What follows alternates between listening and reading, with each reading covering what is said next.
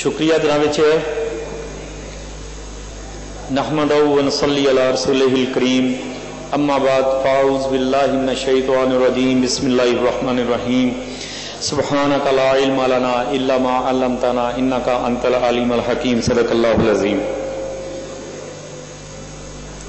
मैं बजट पे आने से पहले एक छोटी सी बात आपसे शेयर करूंगा कि जब ऑनरेबल अवैस लगारी साहब हमारे इंतहाई मोहतरम साबिक़ वज़ीर आला पंजाब जनाब चौधरी परवेज़ इलाही साहब के सुनहरे दौर का हवाला दे रहे थे, तो जनाब मुझे नहीं समझ लगी कि मोहतरम फैयाज चौहान साहब को क्या प्रॉब्लम आन पड़ी कि उन्होंने ज़ेर-ए-ला मुस्कुराते हुए हमारे इंतहाई ऑनरेबल चीफ मिनिस्टर का कमो बेश 12 मरतबा तज़किरा करना ज़रूरी समझा कि चौधरी परवेज़ इलाही साहब का 5 साल का दौर और इनका जनाब मौजूदा वज़ीर आला पंजाब का 9 माह का दौर, शायद ये 9 माह का दौर उनसे कोई 100 गुना ज़्यादा बेहतर है।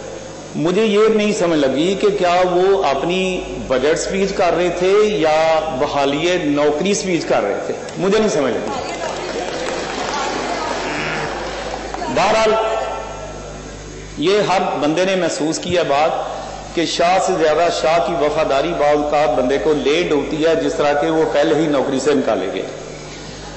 जनाब अली, हम मौजूदा बजट पे अगर कुछ अर्ज करें तो आप जिस तरह का मर्जी बजट दे लें, मैं पूरे दावे के साथ बात कर रहा हूं कि ना आप इन 5 सालों में चौधरी परवेज़ इलाही साहब से ज्यादा इनोवेशन दे सकते हैं और उनसे ज्यादा इंफ्रास्ट्रक्चर दे सकते हैं, ना जनाब मियां शहबाज शरीफ साहब से ज्यादा आप कुशादगी और खुशहाली और इंफ्रास्ट्रक्चर सूबा पंजाब को दे सकते हैं। ये इन्होंने इनोवेशंस दी थी। इनोवेशन क्या थी? I M A doctor, I M A practising doctor, I have been to different hospitals. ये मियां शहबाज शरीफ साहब से पहले का दौर जो हॉस्पिटल्स के अंदर था, that was not an era of documentation. ये पहली मर्तबा हुआ कि इन्होंने हर चीज आके कंप्यूटराइज की और उनको डॉक्यूमेंटेशन की।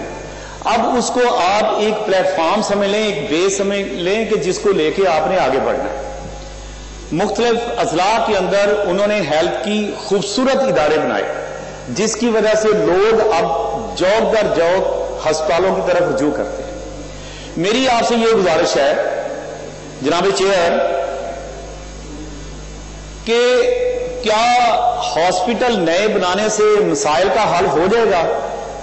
इंतहाई मोहतरम जनाब वज़ीर कानून भी यहां पे तशरीफ फरमाए, मैं आपके तवज्जो से उनसे भी ये गुजारिश करना चाहूंगा, आप जितने मर्जी हॉस्पिटल बना लें, जब तक आप एक क्लीन एनवायरनमेंट अपने पंजाब को नहीं देंगे, आपके हॉस्पिटल इसी तरह आबाद रहेंगे और कम पड़ते रहे। 35% of the diseases they belong to communicable disease. आप उनको कम करें, एक क्लीन एनवायरनमेंट दें, क्लीन वाटर दें। ये बहुत अच्छा मंसूबा था जो ये वज़ीर आला पंजाब मियां शहबाज शरीफ साहब ने दिया था कि मुख्तलिफ रेस्टोरेंट्स को, मुख्तलिफ खाने वाली प्लेसेस को चेक किया जाता था, उसको फाल बनाएं। चौधरी परवेज़ इलाही साहब के मंसूबे को जो 1122 की शक्ल में था, उसको और फंक्शनल करें। आप रिसर्च पे पैसे दें, वो मेडिकल की रिसर्च हो, ज़राअत की रिसर्च हो या एजुकेशन की हो, अपनी यूनिवर्सिटियों को इंक्रीज करें। जनाबे चेयर, कभी हमने गौर किया कि पाकिस्तान का नंबर दुनिया की यूनिवर्सिटियों में कितने नंबर पे आता है? इसकी क्वालिटी किस तरह की है?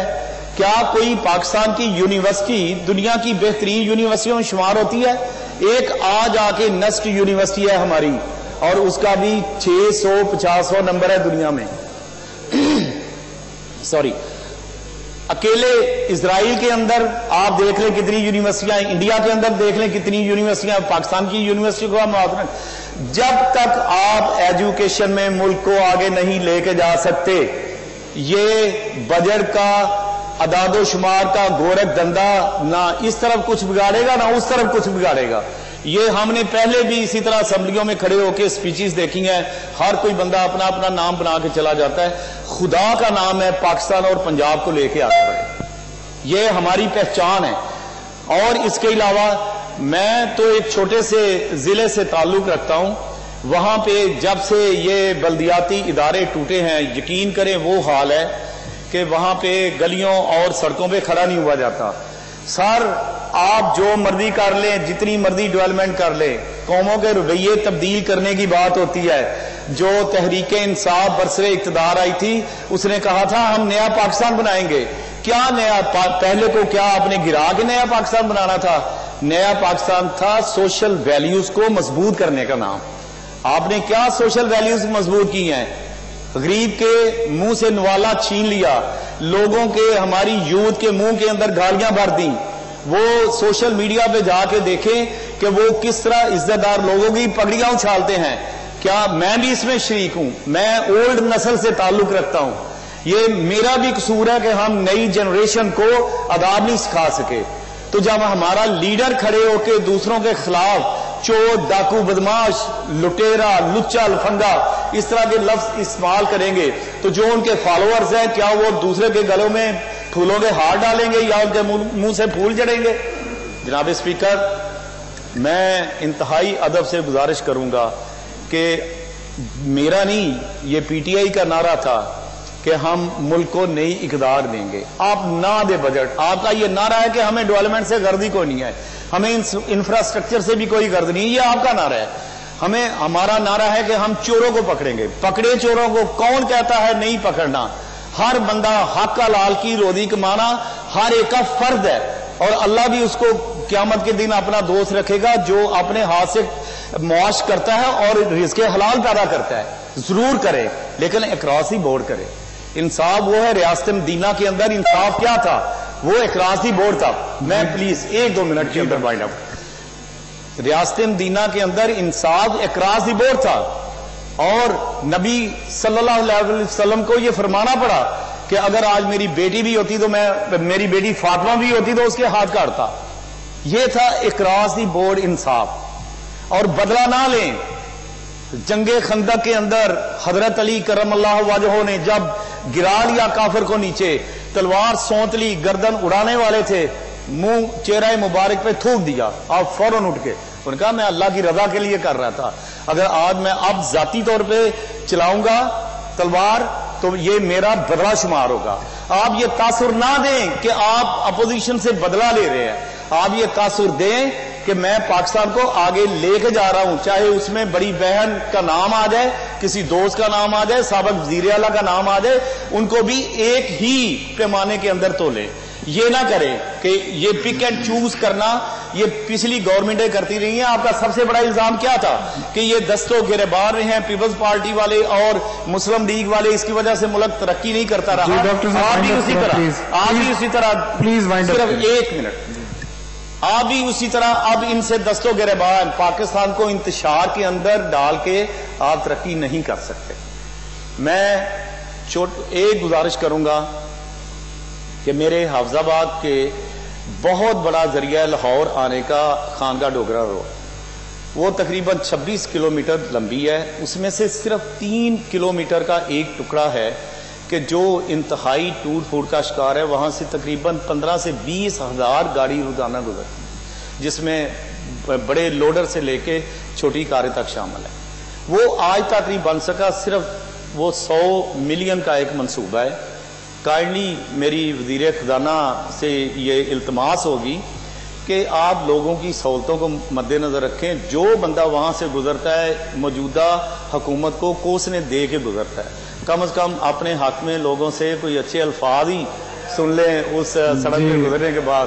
اور سیکنڈ انشاءاللہ. اور وہ میں اعتراف کرتا ہوں کہ 42 کروڑ روپے سے وہ چودھری پرویز لائی صاحب نے وہ سڑک بنوائی تھی. یہ ان کا تحفہ تھا ہمارے حافظ آباد کے لیے جو آج ابتر صورتحال میں پڑا ہوا ہے. اور میں امید بھی رکھوں گا کہ موجودہ حکومت ان کے اس کارنامے کو آگے بڑھائے گی. جی شکریہ. اور دوسرا، میرے شہر کے اندر جب سے بلدیاتی ادارے ٹوٹے ہیں، یہ سی او کے اوپر سارا کام ڈالا ہوا ہے. وہ شاید اتنی کیپیسٹی نہیں رکھتے. براہ مہربانی میرے شہر کو گزرنے کے قابل تو بنا دیا جائے. تحفظ سے بھری ہوئی گلیاں, یہ جی وائنڈ اپ کریں پلیز. لکھتے رہے خون نہیں, وہ شعر سنا رہے ہیں, ان کو شعر سنانے میں. جی آپ شعر سنا رہے ہیں کوئی؟ جو سنانے لگا تھا آپ نے بلا دیا ہے. آپ سنا دیں, چلے میں ویٹ کرتا ہوں آپ کے شعر کا. لکھتے رہے خون کی حکایات, لکھتے رہے جنوں کی حکایات خون چکا, ہر چند کے اس میں ہاتھ ہمارے قلم ہوئے, انشاءاللہ سچ کو سچ اور غلط کو غلط کہتے رہیں گے. بہت تھینک یو. طارق مسیح